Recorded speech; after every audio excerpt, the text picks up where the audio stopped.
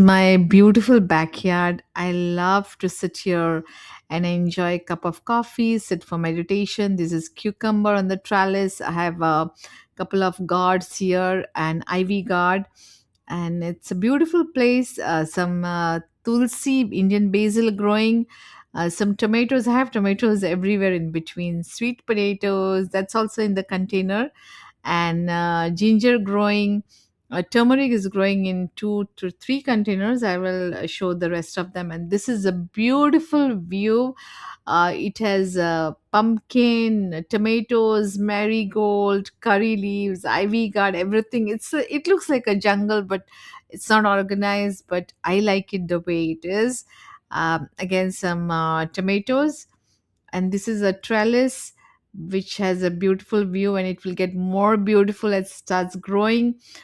Some ginger again, and this is everything mixed: tomatoes, marigolds, curry leaves, and all the plants are there.